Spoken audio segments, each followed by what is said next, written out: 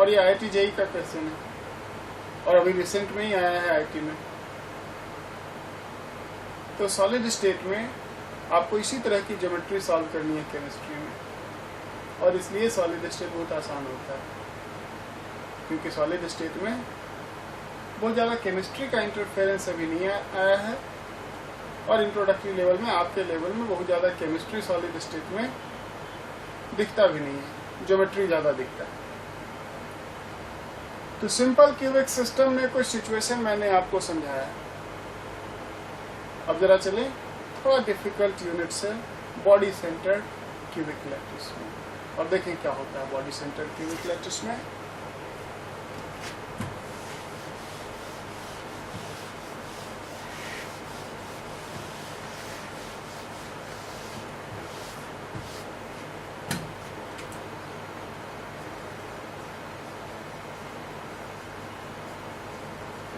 Body centred cubic lattice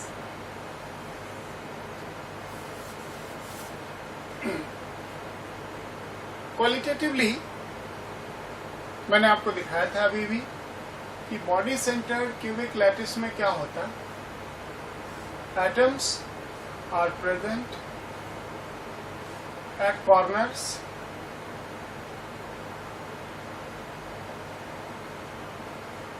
as well as at the body center, और n का value यहाँ पे number of atoms per unit cell का value 2 है।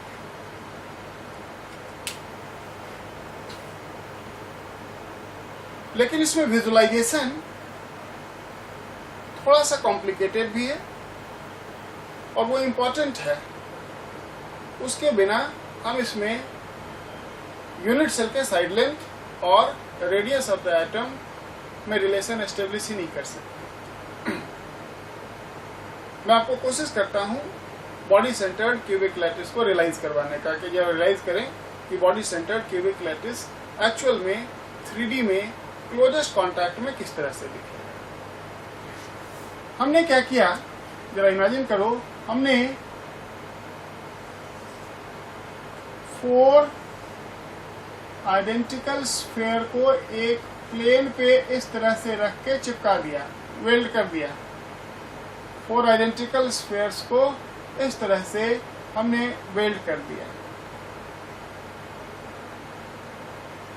तो इमेजिन करो 3D में कि जब 4 स्फीयर को एक प्लेन पे क्लोजेस्ट कांटेक्ट में रखोगे तो उसके सेंटर पे एक वॉइड बनेगा, एक होल बनेगा।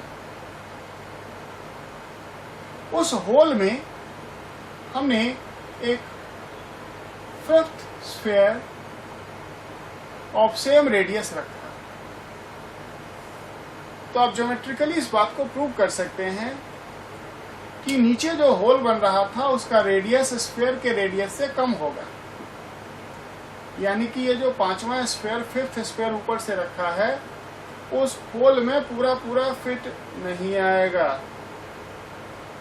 और यूं कर लें कि ये जो 5th स्फीयर है उसका सेंटर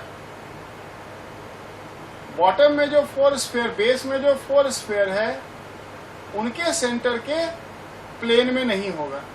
यानी कि बॉटम में जो बेस में जो 4 स्फीयर हैं उनके सेंटर को अगर कनेक्ट करें तो एक स्क्वायर प्लेन बनेगा, और उस स्क्वायर प्लेन पे इस 5th एटम का स्फीयर नहीं आएगा। ये 5th स्फीयर होल में डिप होगा बट पूरा पूरा होल में फिट नहीं होगा, क्योंकि होल का साइज स्फीयर से कम होगा, छोटा होगा। इमेजिन करो कैरेट में एग्स रखे होते हैं, दुकान पे देखा होगा, किराना के दुकान पे अंडे रखे होते हैं। तो 4 एग्स जब रखा जाता है तो उसके ऊपर एक 5th एग बीच में आ जाता है, लेकिन वो थोड़ा ऊपर निकला होता है और पूरा पूरा फिट नहीं होता, क्योंकि जो होल का साइज बनता है वो एग के साइज से कम होता है, तो एग उसमें पूरा तरह से फिट नहीं आएगा। ये बात तो समझ में आ गया। ये जो 5th स्फीयर है उसका सेंटर बेस में जो 4 स्फीयर है उसके सेंटर के स्क्वायर प्लेन में नहीं होगा। अब इमेजिन करो कि इसी तरह का एक और लेयर हमने बनाया, एक और जो बेस में लेयर था, से 1 2 3 4, ये था 5 6 7 8 9, 4 और स्फेयर लिया। सभी स्फेयर एक जैसे हैं और इस 4 स्फेयर को फिर से एक प्लेन पे हमने वैसे ही अरेंज कर दिया जैसे कि 1 2 3 4 था। और अब इमेजिन करो कि इस 4 स्फेयर के अरेंजमेंट को 6 7 8 9 को उठा के इसके ऊपर रखना है कुछ इस तरह से कि ये जो स्फेयर 5 है इसका टॉप इस होल में नीचे से इंसर्ट हो जाए।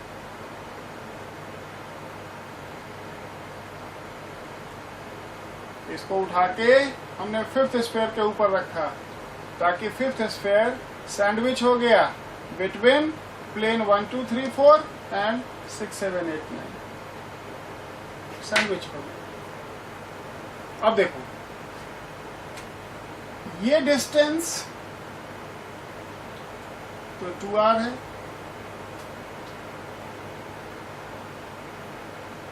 जैसे ही आप इसको इसके ऊपर रखेंगे तो क्या होगा, ये बीच वाला जो स्फेयर होगा वो बेस और टॉप के स्फेयर को कांटेक्ट में नहीं आने देगा, है ना। कुछ इस तरह से होगा।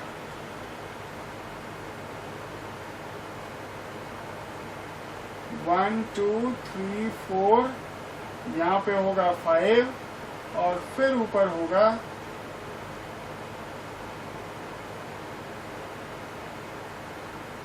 6 7 8 9। ये 9 4 के ऊपर मैप करेगा, 8 3 के ऊपर मैप करेगा, 7 2 के ऊपर मैप करेगा और 6 1 के ऊपर मैप करेगा।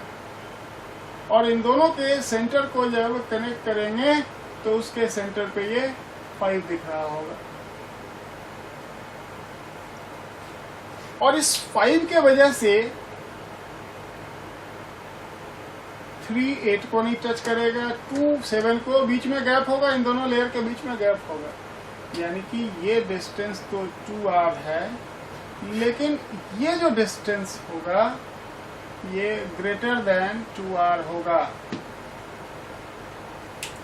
r तो नीचे वाले स्फेयर का रेडियस, r ऊपर वाले स्फेयर का रेडियस, अब बीच में कुछ खाली भी है, तो total distance between the adjacent plane क्या हो जाएगा, ग्रेटर देन 2r होगा। और इस कंडीशन में ये क्यूब ही नहीं रह जाएगा, क्योंकि क्यूब के लिए तो a = b = c होना चाहिए, यानी कि जो ये डिस्टेंस है वही ये डिस्टेंस भी होना चाहिए,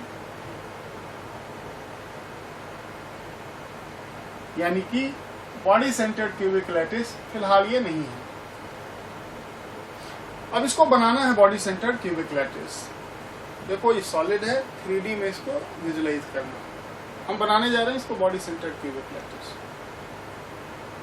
अब विजुलाइज करना, हम क्या करेंगे कि base layer and top layer, base layer and top layer दोनों के ऊपर सिमेट्रिकली अपोजिट डायरेक्शन में फोर्स लगाएंगे इक्वल अमाउंट में, सिमेट्रिकली अपोजिट डायरेक्शन में इक्वल अमाउंट में फोर्स लगाएंगे। तो क्या होगा, ये जो एटम 5 है, ये जो एटम 5 है वो सिमेट्रिकली डिप होगा नीचे और ऊपर के होल में, और जैसे ही ये नंबर 5 होल में डिप होना शुरू होगा तो इनके बीच में गैप आना शुरू हो जाएगा, होगा कि नहीं।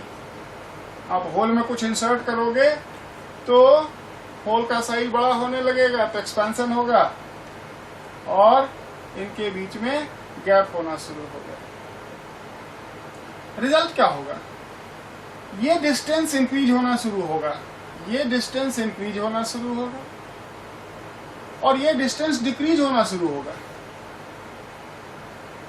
और एक पॉइंट आएगा जहां पे ये इंक्रीज होके और ये डिक्रीज होके इक्वल हो जाएगा। इनिशियली ये ग्रेटर था, ये स्मॉलर था, कंप्रेशन से क्या हुआ, ये इंक्रीज हुआ, ये डिक्रीज हुआ।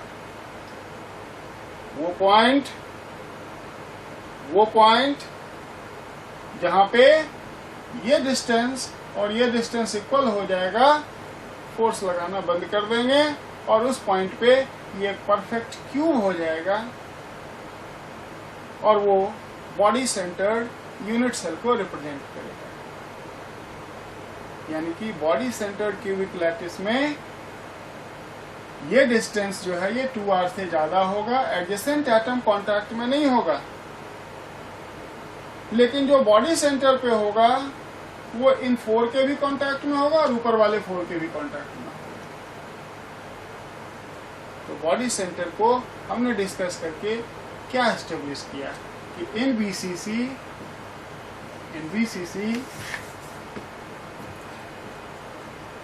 atoms at corners are not in contact of one another. However, atom at body center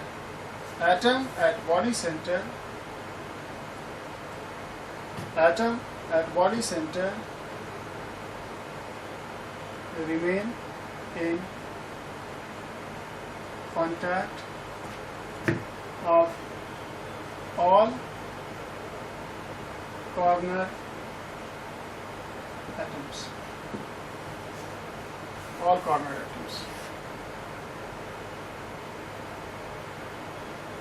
यानी कि सबसे इम्पोर्टेंट बात कि बॉडी सेंटर्ड क्यूबिक लैटिस में A is equal to 2r नहीं होता, ये कांटेक्ट में नहीं रह जाता यूनिट सेल में। ये बात समझ में आ गया। तो जरा हम बॉडी सेंटर्ड क्यूबिक लैटिस को एक बार फिर से ड्रॉ करते हैं कि बॉडी सेंटर्ड क्यूबिक लैटिस अब क्या हुआ,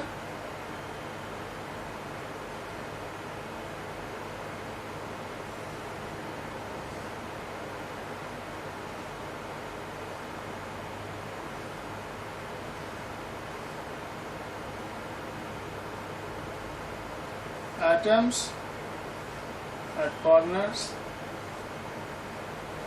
as well as at the body center। और ये जो बॉडी सेंटर पे एटम है ये इन सब ऊपर वाले 4 और नीचे वाले 4 के कांटेक्ट में होगा, लेकिन ये एडजेसेंट कांटेक्ट नहीं होगा। यही हमने इतने डिस्कशन से एस्टेब्लिश किया। यानी कि this atom at the body center will be in contact of all the atoms at the corner। ये हमने A, B बॉडी डायगोनल लिया और क्यूब में बॉडी डायगोनल जो होता AB, ये सबको मालूम है कि √3a होगा अगर ये साइड A है तो √3, क्योंकि ये डिस्टेंस हो जाएगा √2a, पाइथागोरस लगा देंगे, ये √3 है। और ए बी है क्या, ए बॉडी सेंटर के कांटेक्ट में और बॉडी सेंटर बी के कांटेक्ट में। तो ए बी एटम ए और एटम बी के सेंटर के बीच का डिस्टेंस और बीच में एक बॉडी सेंटर भी आ गया। तो टोटल 4 रेडियस आ रहा है। एक रेडियस इधर से डायमीटर और इधर से एक और रेडियस। ये इनफैक्ट 4r है। इसको और सिंप्लीफाई करके देख सकते हैं। ये अगर A है तो ये बॉडी सेंटर और ये B है और ये बॉडी सेंटर। तो इनके बीच का जो डिस्टेंस होगा AB वो 4r होगा और वो √3a के बराबर होगा। याद रखेंगे कि बॉडी सेंटर्ड क्यूबिक लैटिस में ये एक इम्पॉर्टेंट रिलेशन हमने एस्टेब्लिश किया है। यही सब कुछ होता है बॉडी सेंटर्ड क्यूबिक लैटिस में। ये अगर हमने सीख लिया तो पैकिंग फ्रैक्शन बहुत आसान है इसमें मालूम करना। और उससे रिलेटेड कैलकुलेशन करना है। पैकिंग फ्रैक्शन क्या हो जाएगा? Now packing fraction in body centered cubic lattice can be determined very simply. Packing fraction के लिए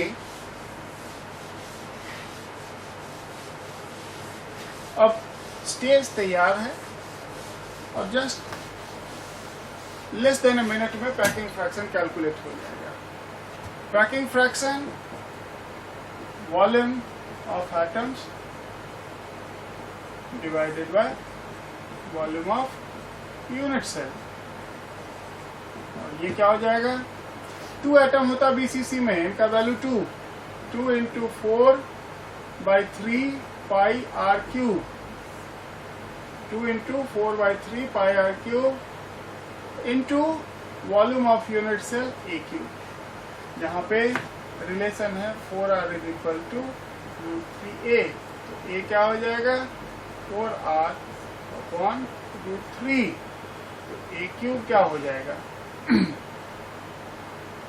64r क्यूब डिवाइडेड बाय 3√3। इसे जब यहाँ पे सब्स्टिट्यूट करोगे तो ये आ जाएगा 2 into 4 8 pi r cube divided by 3 into 64r cube बटा 3√3। 8 8 64, 3 से ये 3 कट गया, r क्यूब कट गया, क्या हो गया? √3 पाई/8। और जब से वैल्यू रख के वैल्यू रख के सॉल्व करें तो ये अप्रॉक्सीमेटली 0.68 आता है, 0.68 आता है। What we have learned that in body centered cubic lattice, in body centered cubic lattice, maximum percentage occupancy is 68 और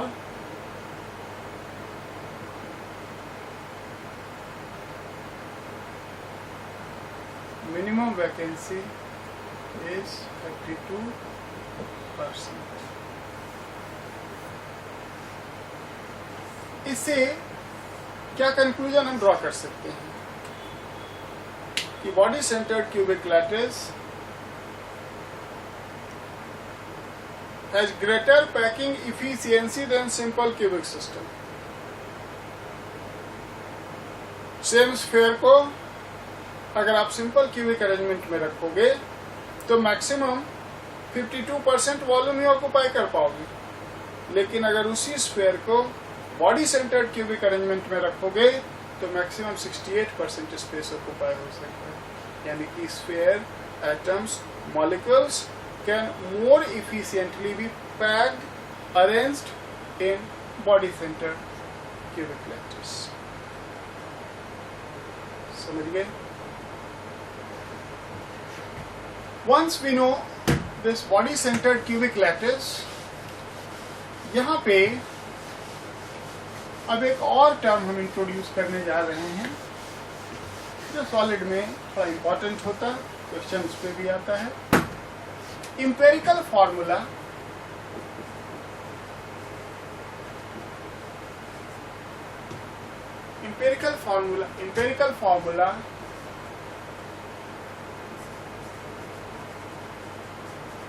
of solid। ये तब अप्लाई होगा जब solid more than one type of atoms या more than one type of particle से बना हो। तो सिंपल क्यूबिक में हम इसकी बात इसलिए नहीं की क्योंकि सिंपल क्यूबिक में एक ही पोजीशंस हैं जहाँ पे एटम होते हैं और वो है कॉर्नर, तो सभी कॉर्नर पे एक ही जैसा एटम था। Empirical formula of solid, empirical formula का सेंस वही है, simplest formula.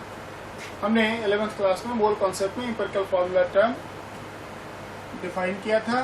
It is simplest formula with atoms in simple whole number ratio। जरा हम इसे बॉडी सेंटर क्यूबिक लैटिस में समझते हैं। कहा जा रहा है कि if an atomic solid is made up of two types of atoms A and B,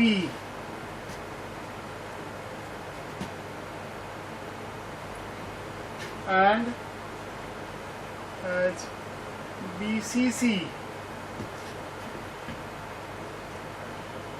unit cells with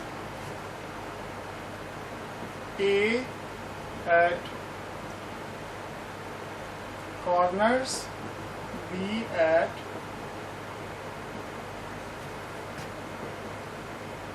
body center।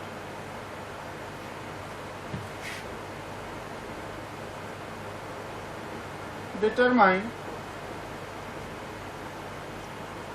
empirical formula in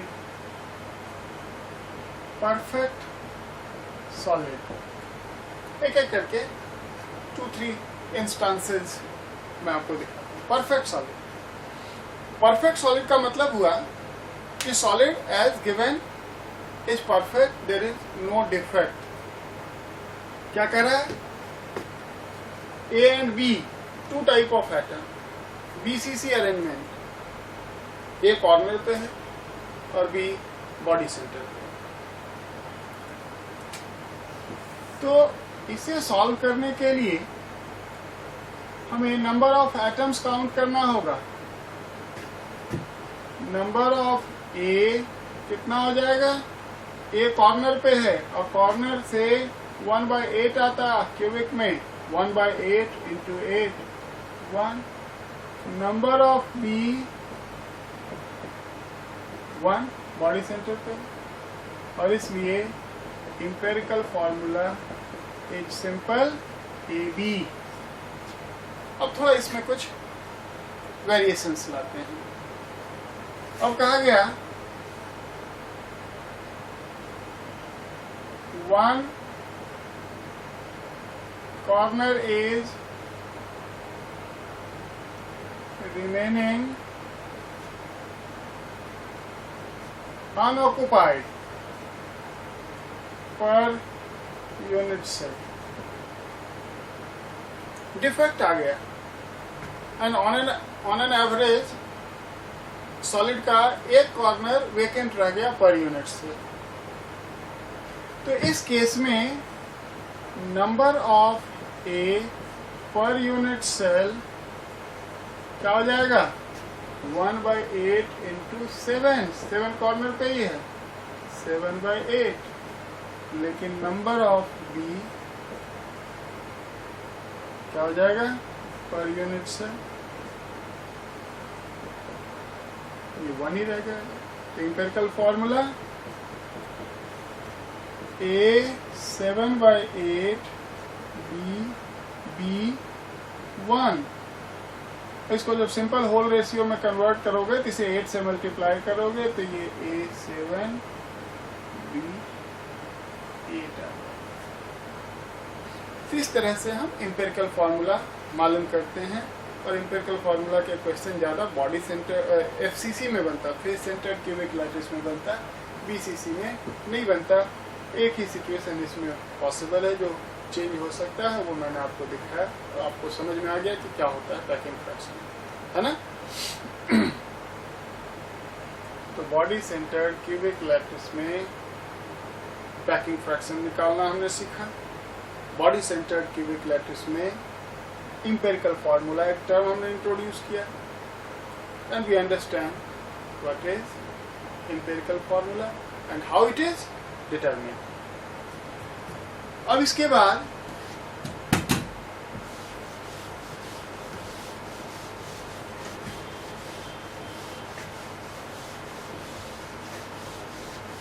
face centred cubic lattice को जरा हम देखें।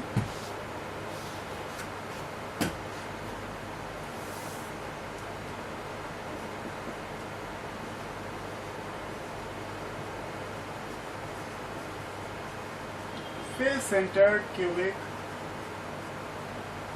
Lattice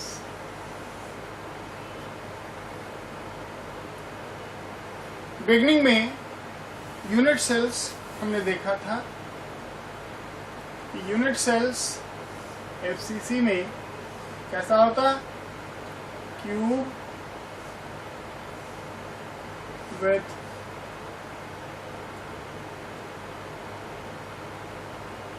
atoms at all corners as well as at face centers.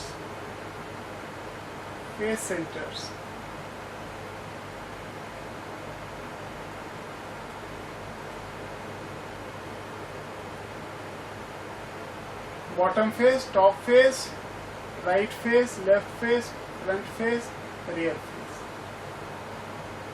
और n का value यहाँ पे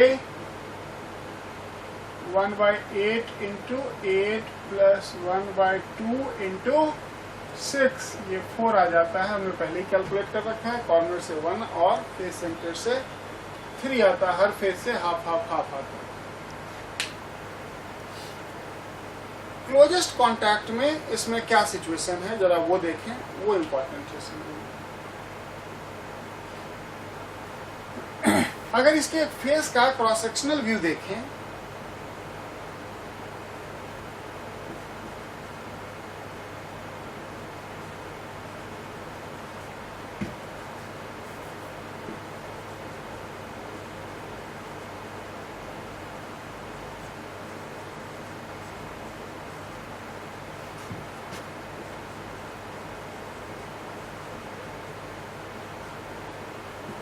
cross sectional view of one face in closest contact अगर हम देखें तो उसको जरा मैं 2 स्टेप में समझाता हूं। सबसे पहले 4 आइडेंटिकल स्फीयर को एक प्लेन पे क्लोजेस्ट कॉन्टैक्ट में रख दो। रख दिया। अगर इनके सेंटर्स को ज्वाइन करें तो ये एक स्क्वायर बनेगा और मालूम है कि इसके सेंटर पे जो वॉइड बनेगा, जो होल बनेगा, उस होल का रेडियस स्फीयर के रेडियस से कम होगा। यानी कि अगर फिफ्थ स्फीयर को ऊपर रखते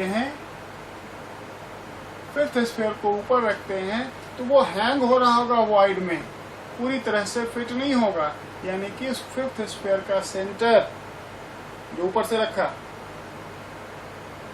फिफ्थ स्फीयर का सेंटर स्क्वायर के प्लेन में नहीं होगा। लेकिन फेस सेंटर में है क्या, ये देखो इस फेस सेंटर पे जो एटम है उसका सेंटर और ये कॉर्नर्स, 4 कॉर्नर्स सभी कोप्लेनर हैं। ये कैसे पॉसिबल है? अगर इस फिफ्थ स्फीयर के सेंटर को स्क्वायर के प्लेन में लाना है तो क्या करना होगा, उसको दबाना होगा। फिफ्थ स्फीयर को जो ऊपर में स्फीयर है ठोक दो, दबा दो, रिजल्ट क्या होगा, वो होल में इंसर्ट हो जाएगा और ये सब एक्सपैंड कर जाएगा। ये सिमेट्रिकली एक्सपैंड होगा ऑल डायरेक्शंस में। और लिमिटिंग केस में कुछ इस तरह का अरेंजमेंट दिखेगा।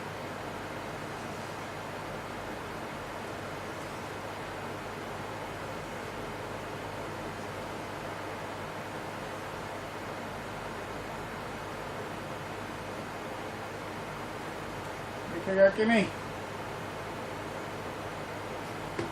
कॉर्नर वाले एटम में गैप आ जाएंगे। यानी कि ये फेस डायगोनल पे जो एटम्स हैं ये कांटेक्ट में होगा। इस यूनिट सेल का साइड लेंथ अगर a है तो ये ए बी सी, ए सी क्या हो जाएगा √2a, और ये 4r के बराबर होगा। तो देखो ये डायगोनल 2r r, ये r है, ये r है और ये 2r, टोटल 4r। पूरे सॉलिड स्टेट में यही जो हम डिराइव करते जा रहे हैं सिंपल क्यूबिक सिस्टम में, a = 2r, BCC में 4r = √3 है और FCC में 4r = √2 है। यहाँ इसको a के लिए सब्स्टिट्यूशन करना होता है तो सिंप्लीफाई कर ले सकते हो, a = हो जाएगा 2√2।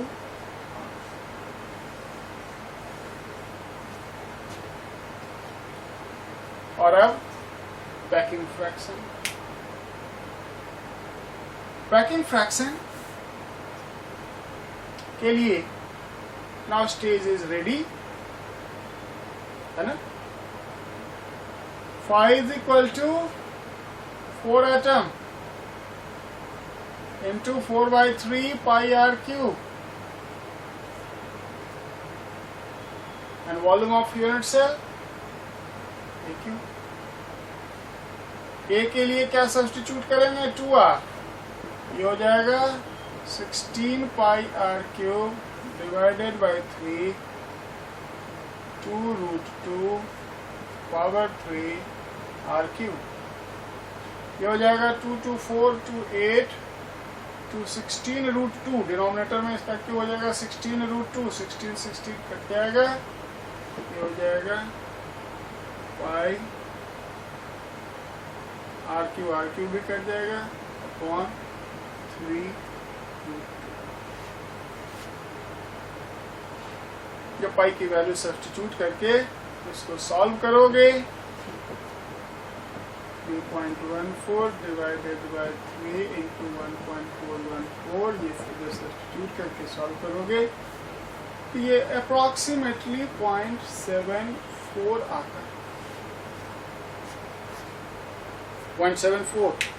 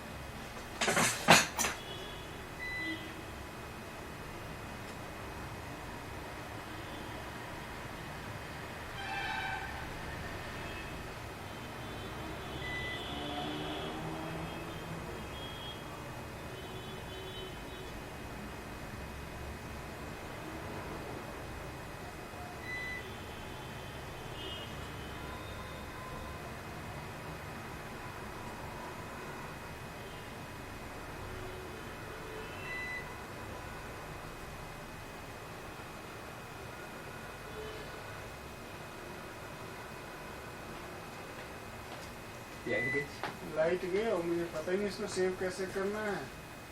सेव तो हो जाता है, अच्छा अपने आप हो जाता है पक्का? बस यहाँ से बंद करना होता है। ये बंद कर दूँ इसे? जी। अब इसमें हाँ अभी तो बंद कर देते, लाइट नहीं। सेव हो गया होगा ना? जी। सारा मेहनत बेकार चला जाएगा। ओ इसको कैमरे को बंद, वो है नहीं इस्लाम जी? इस्लाम सर क्या है?